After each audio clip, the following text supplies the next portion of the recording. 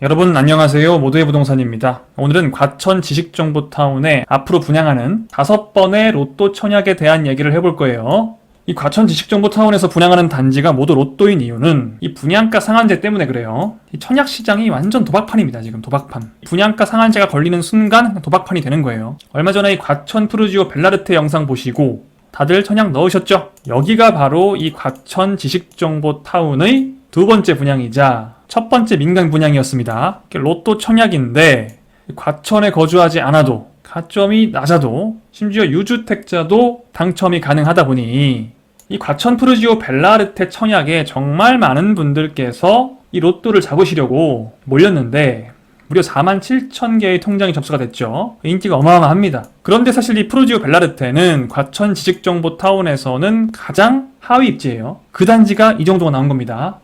과천 지식정보타운에는 앞으로 5번의 분양이 더 남아 있습니다. 이 벨라르테보다 훨씬 더 좋은 입지에 위치한 단지들이에요. 그래서 오늘은 과천 지식정보타운의 모든 분양들이 왜 모두에게 열려있는 청약인지, 그리고 이 과천 지식정보타운이라고 하는데 이게 뭔지, 지식정보타운? 이게 뭘까? 그리고 이 지식정보타운에 앞으로 분양할 단지 5곳 소개해드리고, 이게 제일 중요하죠? 마지막으로 여러분의 상황별로 어떤 전략을 세워야 하는지까지 꼼꼼하게 분석해드리겠습니다. 특히나 과천에 거주하지 않는 분들, 가점이 낮으신 분들, 주택 있으신 분들 꼭 끝까지 시청하세요.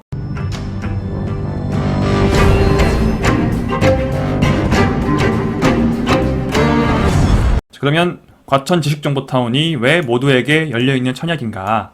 정확히 말하면 수도권에 거주하시는 모두에게요. 수도권에는 거주하셔야 됩니다. 그 정도는 아시죠? 한번 꼼꼼히 따져볼까요? 저는 해당 지역에 거주하지 않아요. 전 다른 데 거주하고 있어요. 수원에, 화성에 이런 데 거주하고 있어요. 그런데 당첨이 가능한가요? 당해 마감되지 않을까요? 여러분, 당해 마감 청약할 때마다 나오는 얘기죠. 당해 마감된다. 당해 마감된다는 말은 그 지역에 사는 사람들만으로 정원이 차서 이외 지역에 사는 사람들은 자리가 없다, 당첨이 불가능하다 라는 얘기죠. 일반적인 청약들은 당해 마감이 대부분 되죠. 당해에서 미달되지 않는 이상. 근데 대부분 인기 많은 아파트들은 미달될 수가 없고 그 지역 사람들, 해당 지역 사람들로 꽉 차버려서 대부분 이렇습니다. 일반적인 분양은 이래요. 그런데 대규모 택지개발지구라는 곳들이 있어요. 대규모 택지개발지구. 대규모 택지개발지구에서 분양을 하는 아파트들은 당해 우선 100%가 아니에요. 아니고 당해는 30%만 배정을 합니다. 이 아파트가 지어지는 지역 사람들은 30%만 가져가요. 나머지 그럼 70은 누구한테 주느냐? 수도권에 거주하는 누구나. 경기도, 서울, 인천. 경기도, 서울, 인천이 수도권이라고 하죠. 수도권. 이 수도권에만 거주하면 70%를 놓고 싸울 수가 있어요. 대규모 택지개발지구는 뭐냐? 대규모 택지개발지구란 지금 가장 유명한 곳은 앞으로 분양하게 될 3기 신도시 있죠? 그런 곳들이에요. 그러니까 우리 동네에서 무슨 아파트를 한 개 분양한다 이런 개념이 아니고 이 넓은 땅을, 그러니까 원래 아파트가 없던 땅을 국가가 이쪽을 개발을 하겠다라고 해서 많은 단지들을 어떻게 분양할지, 그리고 학교는 어디에 만들지, 일자리는 어디에 조성을 할 거고, 녹지는 어떻게 할 거고, 도시계획을 쭉 짜서 이 많은 단지들을 수년에 걸쳐서 하나씩 계속 분양을 하는 겁니다. 이런 곳 많이 있죠. 미래뿐만 아니라 다산신도시 남양주에, 하남 가밀, 별내, 수원 광교, 동탄 1신도시, 2신도시, 앞으로 분양할 용인 플랫폼시티, 3기 신도시, 왕숙, 교산, 창릉 등등, 또 과천 지식정보타운도 마찬가지고요. 이런 곳들이 다 대규모 택지개발지구예요. 되게 많죠. 그러니까 어딘가 새로운 땅을 개발해서 여러 단지를 이렇게 분양하는 곳들은 다 대규모 택지개발지구라고 보시면 됩니다. 이런 곳들 보시면 다 이런 식으로 돼 있어요. 당해 30%, 미래 같은 경우에는 하남 30%, 기타 경기 20%, 나머지 기타 수도권 50% 이런 식으로 배정을 해요. 그래서 70%는 당해 아닌 사람들한테 배정이 된다. 이번 기회에 좀 알아두세요. 이거 모르셔가지고 그냥 보지도 않으시고 당해니까 안 되겠지 하고 넘어가는 게 너무 많습니다. 자, 그 다음으로 이제 가점. 저는 가점이 20점밖에 안 되는데요. 투기과열지구는 가점 100%로 선발하잖아요. 제가 투기과열지구를 청약하는 게 의미가 있나요? 투기과열지구는 85제곱미터 이하는 가점 100%로 선발을 해요. 청약을 하면. 이런 경우에는 가점 20점인 분이 지원하시면 떨어지겠죠. 그런데 85제곱미터 초과하는 평형들이 있어요. 38평, 40평, 50평 이런 평수들 있잖아요. 이런 평형들은 투기과열지구라고 하더라도 가점 100%가 아니고 가점 50, 추첨 50으로 선발을 해요. 추첨이 50% 있다는 거죠. 절반은 추첨으로 선발을 한다는 거예요. 벨라르테 같은 경우 전체 물량의 40%가 85제곱미터 초과였습니다. 그러니까 적지 않죠, 비율이. 그래서 가점 낮으신 분도 가능하다. 저는 주택이 있어요. 유주택자예요. 유주택자가 투기과열지구에서 청약 당첨된다는 게 가능한 일이냐? 네, 당첨 가능합니다. 똑같습니다. 가점 낮으신 분이랑 비슷해요. 자, 1주택자에 한해 당첨 가능해요. 2주택 이상은 안 됩니다. 본인이 1주택만 가지고 있다. 이 1주택이 투기과열지구든 조정지역이든 비규제든 상관없이 1주택자면 당첨 가능해요.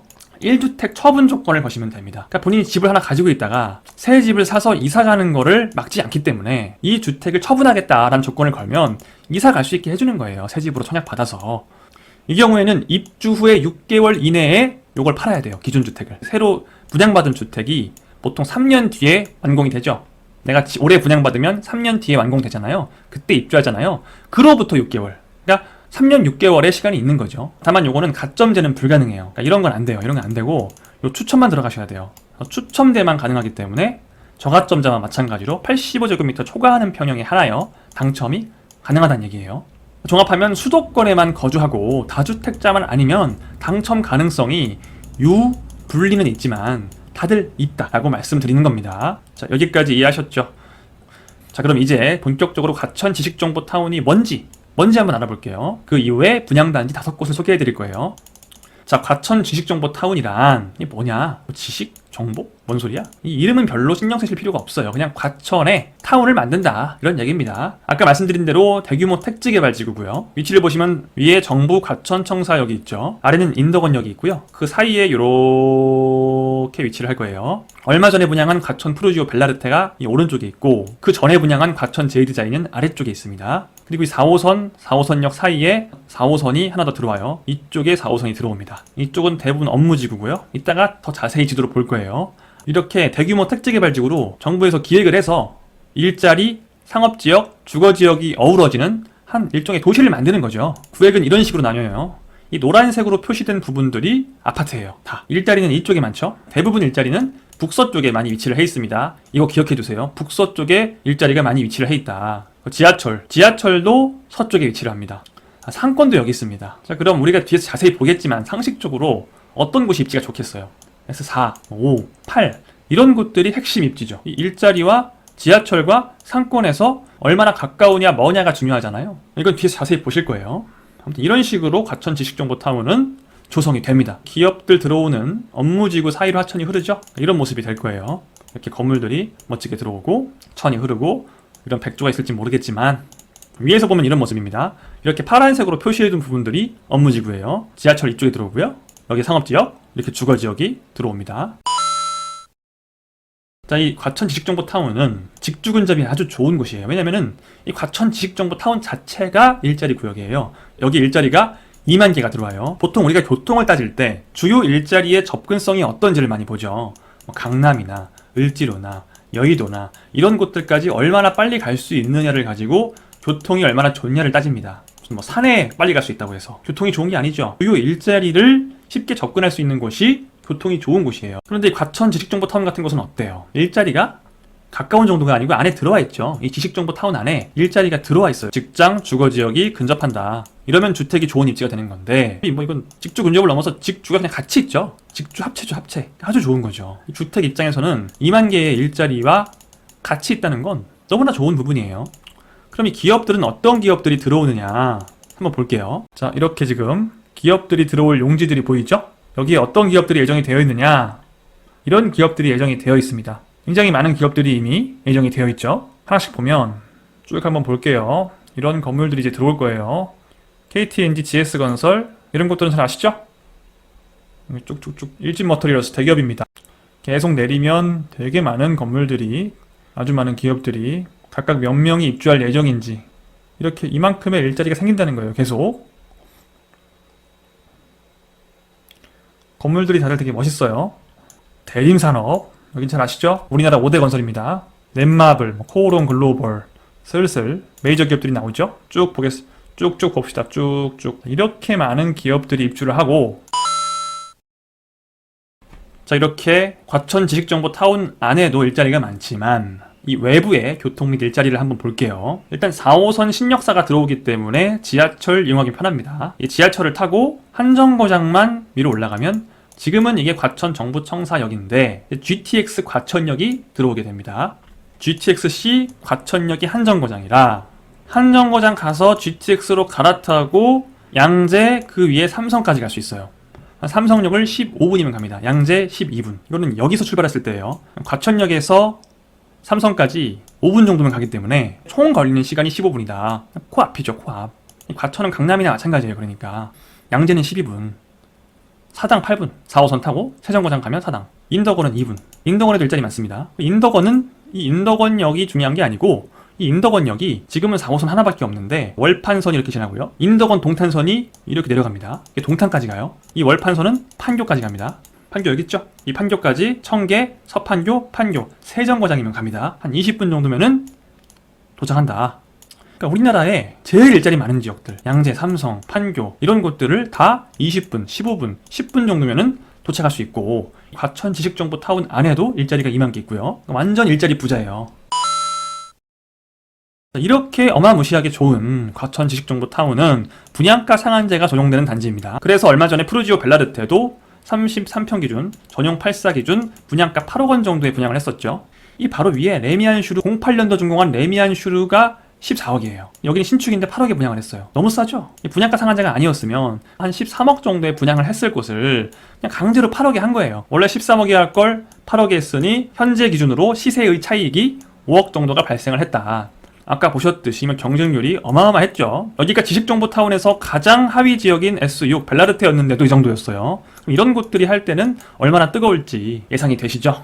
분양가 상한제가 적용되는 순간 그 청약은 도박이에요. 되면 5억 6억을 먹어요. 그냥 그 자리에서 앉아서 아무것도 하지 않고 5억 6억을 먹을 수가 있어요. 웃긴 거는 정말 가난한 사람들은 이 분양가가 8억인데 이 분양가 8억이 뭐 싸다고 하는데 서민 입장에서는 내가 이 8억이라는 분양가의 분양을 받아서 13억이 되는 걸 알겠어요. 알겠는데 이걸 낼 수가 없네. 낼 수가 없어서 그냥 포기하죠. 특히나 요즘은 대출도 또 규제를 많이 해서 내가 정말 돈이 없으면 이걸 내가 들어가기가 너무 어려워요. 그러다 보니 그 자금이 있는 분들만 청약을 열심히 해서 그중에 운 좋은 사람이 불로소득 5억 원을 그냥 가지는 거죠. 이런 식으로 청약 제도를 완전 도박판으로 카지노로 만들어버리는 분양가 상한제를 왜 자꾸 고집하는지는 정말 이해를 못하겠는데 집값을 잡는 데는 효과가 지금 1도 없잖아요. 바로 8억에 분양해버리면 13억이 돼버리는데 정부가 기대하는 건 이렇게 8억에 분양을 하면 주변에 13억짜리 주택들이 8억 원까지 집값이 떨어지기를 바라는 건데 사람들이 붕어도 아니고 그럴 리가 없죠. 이게 열 따라가죠. 그러니까 맨날 프리미엄이 5억이네 6억이네 하는 그런 얘기들이 나오는 거예요. 자, 아무튼 어차피 도박판일 거면 우리가 돼야죠. 어차피 누군가 먹을 거면 내가 먹어야죠. 앞으로 그렇게 먹을 만한 곳들은 어디가 있느냐?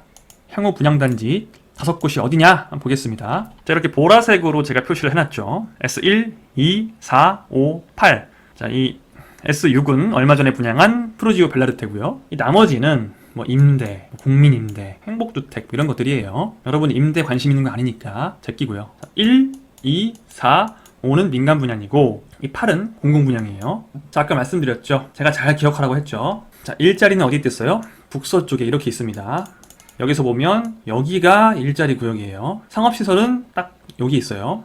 지하철은 어디 있어요? 별표해 놓은 곳 여기 있습니다. 여기 들어와요. 자, 지하철, 상업시설, 일자리 요 세 가지가 가장 중요해요. 그럼 딱 봤을 때 가장 좋은 입지는 어디예요? 이 정도까지 알려드렸으면 아셔야죠. S4죠. S8이죠. 그 다음 S5죠. 이렇게 되겠죠. 그 다음이 이제 S1, S2인데 S1, S2 같은 경우에는 역과 멀어요. 상업시설도 가깝지 않아요. 그런데 나름 여기가 괜찮은 부분이 이 S1, S2는 자 크게 보시면 이 S1, S2에서 현재의 정부 과천청사역 미래의 GTX 과천역이 될 이 지하철역까지 도보 15분 정도면은 갈 수 있다. 이것도 뭐 그리 가까운 건 아니지만 어쨌든 도보로 GTX를 이용할 수 있다라는 장점이 있어요. 이건 절대 무시할 수 있는 게 아닙니다. 이 레미안 슈르가 구축임에도 불구하고 지금 14억이라고 말씀을 드렸죠. 그 바로 밑에 들어오는 신축이다? 절대 무시할 수가 없습니다. 이게 14억인 이유가 뭐예요? 이 GTX 덕분이에요. 그래서 저는 S1, S2도 좋은 입지라고 봐요. 그 중에서는 S1이 S2보다는 더 상위이겠죠. 조금이라도. 가장 입지가 딸리는 곳들은 어디예요? 이미 분양한 벨라르테. 논란이 많이 되는 소각장도 어디에 있어요? 남동 쪽에 있어요. S6에서 가까워요. 다른 곳들은 이에 비해서는 거리가 있는 거죠. 소각장에서는 멀면 멀수록 좋은 거고, 이 지하철, 일자리, 상업시설과는 가까우면 가까울수록 유리한 거니까 소각장은 멀고 상업시설과 역과 일자리는 가까운 4, 5, 8 이런 곳들이 좋은 거죠.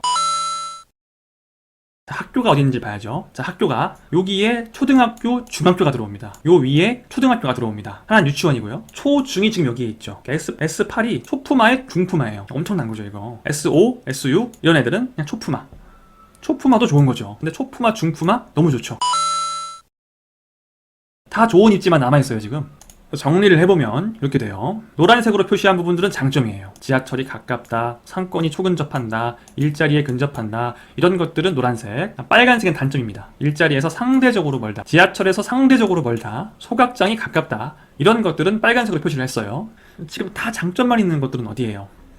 S4 노란색만 3가지죠. S8 노란색만 3가지죠. 저는 개인적으로 S8이 가장 좋은 입지라고 봐요. 초품화에 중품화에 초록색권에 상권도 초근접한다. S사도 만만치 않아요. 분이 중학교가 조금 거리가 있을 뿐이지 초품하고 역세권이고 상권 바로 앞이고요. 일자리는 더 가까워요. S8보다. 여기도 굉장히 좋다. 반면 S6 벨라르테 같은 경우에는 비역세권에 상권도 멀고 일자리도 멀고 소각장만 가까이 있기 때문에 최하위다. 이렇게 최하위인데도 시세 차익이 거의 5억이었어요. 이런 애들은 어떨까요? 난리 나겠죠. 다시 한번 말씀드리지만 도박판이에요. 도박판. 정상이 아닙니다. 지금. 어쩌겠습니까? 정상이 아닌 제도를 국가가 운영을 하는데 맞춰가야죠. 자, 앞으로 이 분양하는 5단지 눈여겨보고 계시다가 청약하시길 바랍니다.